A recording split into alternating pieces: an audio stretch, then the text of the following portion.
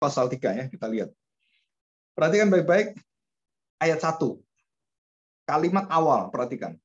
Akhirnya, jadi ini satu pelayanan yang sudah ujungnya, sudah pada titik akhirnya gitu kan. Nah, dia mengatakan begini Paulus, akhirnya saudara-saudaraku bersukacitalah dalam Tuhan. Jadi titik akhirnya kita itu apa?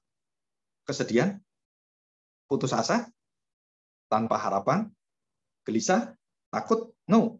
Dikatakan bersukacitalah dalam Tuhan. Ini perintah.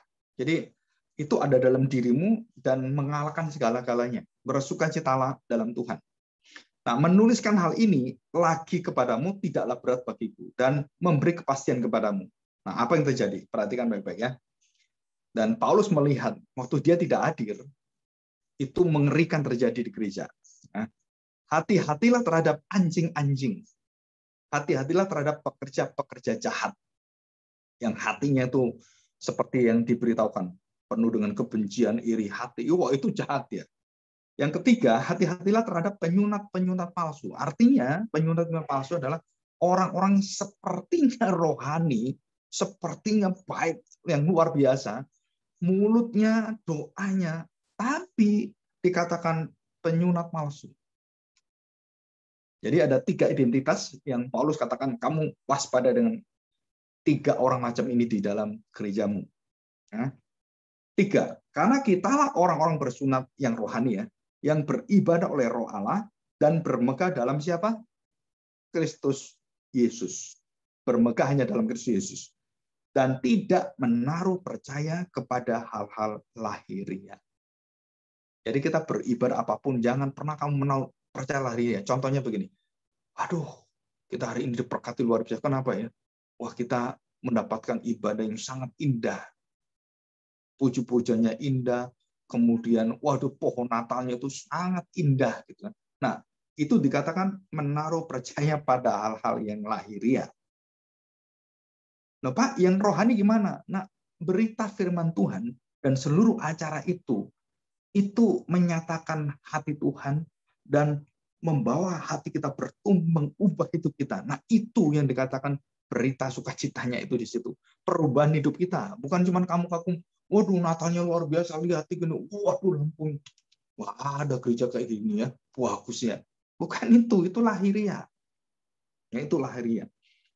Nah, sekalipun aku juga punya alasan untuk apa? Menaruh percaya pada hal lahiriah dalam tubuhnya Paulus, dalam jati dirinya.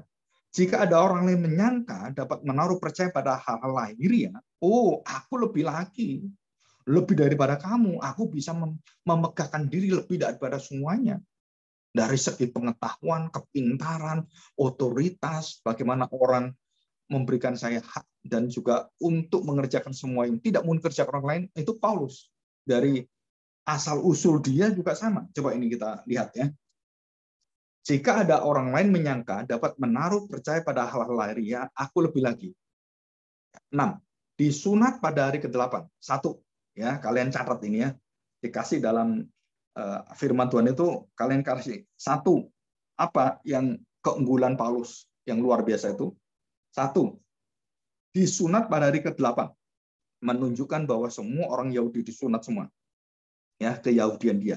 Yang kedua, dari bangsa Israel. Artinya bangsa yang dipilih Tuhan, bangsa yang ditetapkan Tuhan, bangsa yang dicintai Tuhan, bangsa yang mendapatkan perjanjian Tuhan, dan seluruhnya. Yang ketiga, dari suku Benyamin. Ya, dari suku Benyamin. Dan latar belakang dari suku Benyamin itu adalah yang paling dicintai, walaupun yang terkecil dia yang dicintai, walaupun paling belakang.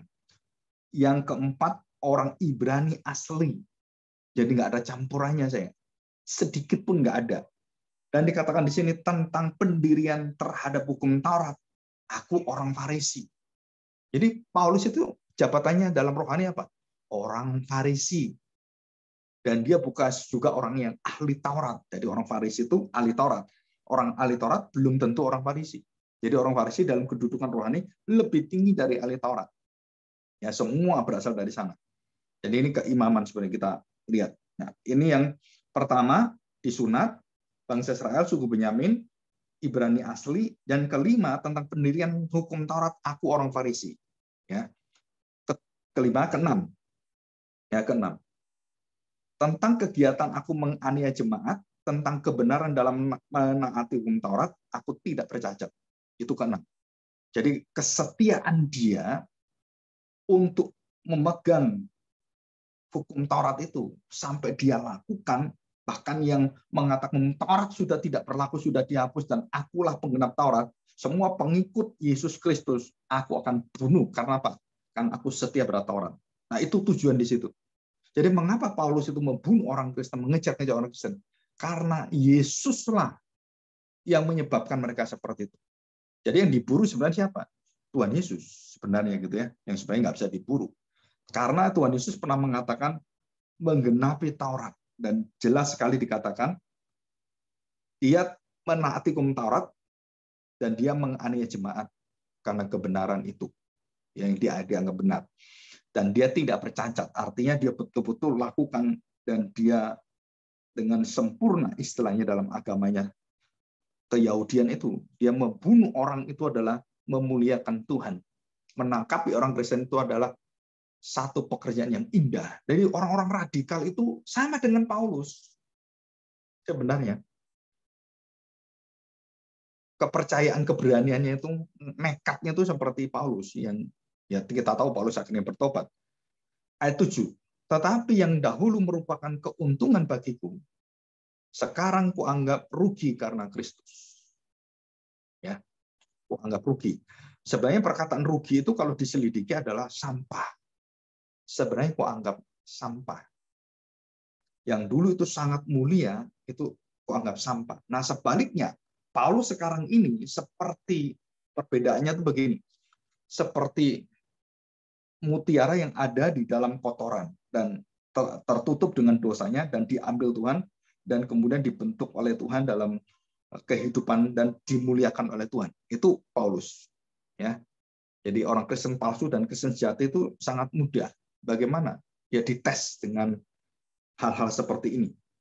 Jadi jelas sekali, dan berada dalam dia bukan dengan kebenaranku sendiri, menaati hukum Taurat, melainkan dengan kebenaran karena kepercayaan pada Kristus. Yaitu kebenaran yang Allah anugerahkan berdasarkan kepercayaan, iman. Supaya aku akhirnya beroleh kebangkitan dari antara orang mati. Jadi kalau tidak memiliki Kristus, tidak memiliki kebangkitan orang mati. 12, bukan seolah-olah aku telah memperoleh hal ini atau telah sempurna, melainkan aku mengejarnya.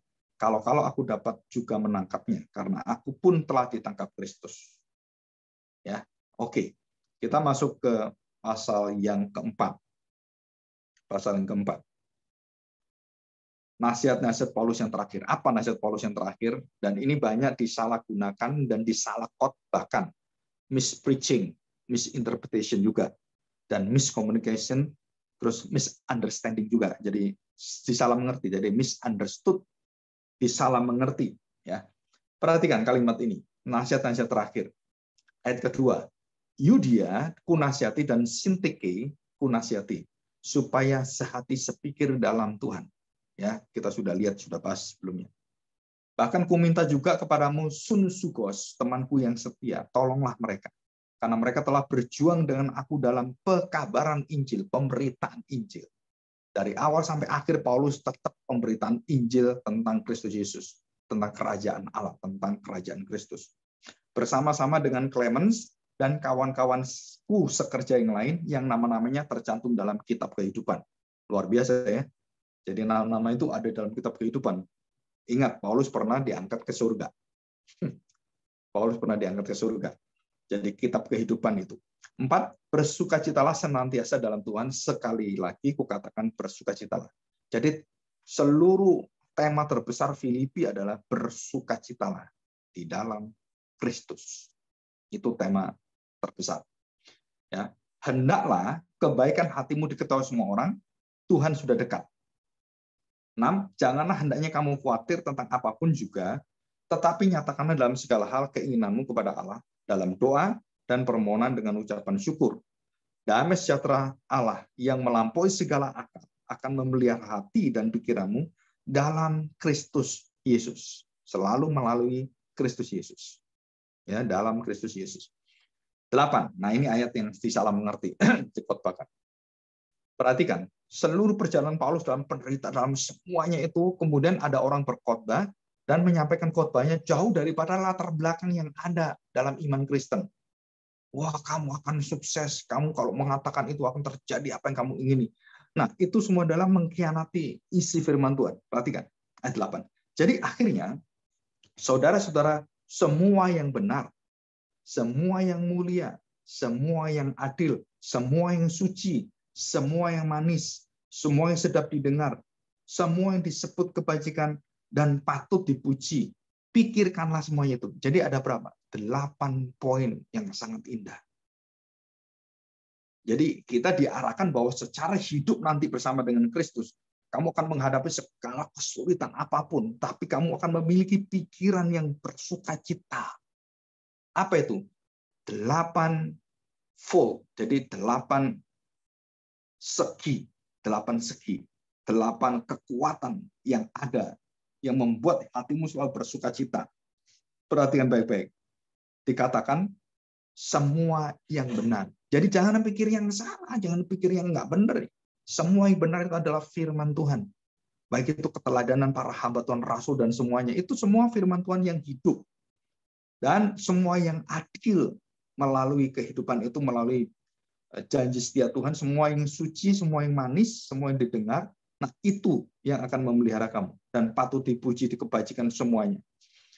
9, dan apa yang telah kamu pelajari, 1, apa yang telah kamu terima, 2, apa yang telah kamu dengar, 3, apa yang telah kamu lihat padaku, 4. Lakukanlah semua itu. Jadi ada 4. Ya, ada 4 sisi yang harus kita mendapatkan kekuatan itu. Jadi semua di atas, jadi akhirnya semua dalam hidup kita, perbuatan-perbuatan, sifat-sifat semua itu harus bernilai kualitas serupa dengan Kristus dan menuju kepada surgawi. Yang ke-9, apa yang telah kamu pelajari, yang kamu terima, kamu dengar, dan kamu lihat padaku, siapa ini? Paulus. Lakukanlah itu. Itu buah kebenaran. Maka Allah, sumber damai sejahtera, akan menyertai kamu. Luar biasa ya. Dan kita harap kalian juga bisa diberi kekuatan untuk berjalan bersama dengan Tuhan. Jadi kondisinya dunia jatuh dalam syurga, di dalam kerusakan, termasuk di dalam gereja terjadi begitu banyak dosa, kerusakan, dan kita diminta untuk tetap memikirkan semua yang benar, semua yang baik, semua yang manis. Untuk apa? Supaya sukacita kita itu tidak hancur. Walaupun kita mengalami begitu kesulitan banyak. Jadi kesulitan itu tidak dibuang. Segala hal yang bersifat negatif semuanya itu menjadi satu kekuatan bagi kita untuk menyatakan sukacita kita kepada Tuhan. Untuk menyatakan kebaikan-kebaikan Tuhan yang walaupun tidak bisa kita pikirkan secara manusiawi dan rasio kita. Tidak. Tetapi semua akan dibawa dalam keindahan bersama dengan Tuhan. Ya. Oke, kita akan bertemu 15 menit lagi ya. 10-10.